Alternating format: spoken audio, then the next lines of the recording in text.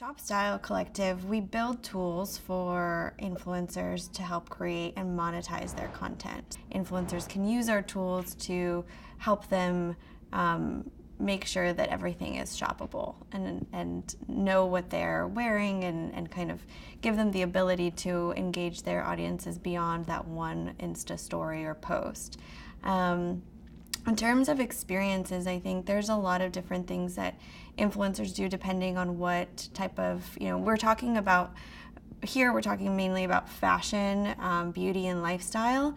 And there are certain influencers that know that their audience loves a good deal or a good exclusive. So influencers will work with brands, and ShopStyle helps them do so in getting exclusive, either exclusive access to products or exclusive access to a sale. We have a B2B business that helps influencers use both affiliate links and do branded campaigns with our partners. And so we track all of the sales data. We track all the engagement data. So when a brand comes to us and says, my KPI is brand awareness, we know, okay, well, they're obviously a subset of influencers that have high reach, and they have really great engagement, and they'll get a lot of eyeballs on your product.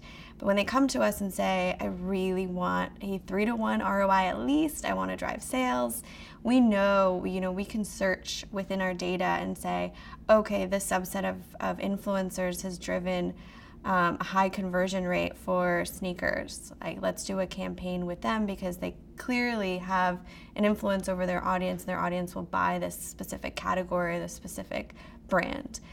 So really it's about our data and using our data to help marketers and help the brands that we work with make the best decisions as to which influencers to choose for campaigns. Influencer marketing is something everyone has to pay attention to because that's just where the shoppers are right now.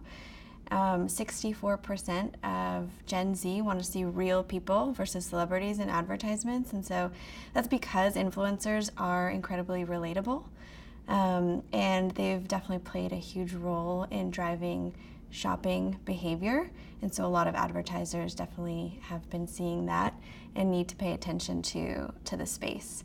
We've done a lot with bringing influencers together with advertisers, and we've seen 94% of marketers who engage in influencer marketing deem the campaigns and their work successful, whether it's driving awareness for their brands or whether it's driving sales.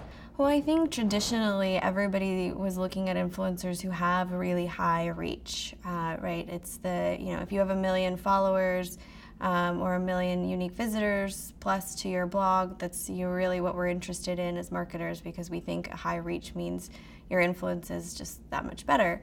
But I think recently it's been evident that the influencers with, as we call them, micro-influencers, with maybe 10,000 followers or 30,000 followers, on these social channels or even on their blog, they're somebody to pay attention to as well, because their audience is 5 times more engaged than the $1 million followers in terms of how they take action. So these micro influencers are truly able to drive sales as well, and the ROI is pretty good because they're typically less expensive, because influencers will charge based on their reach typically.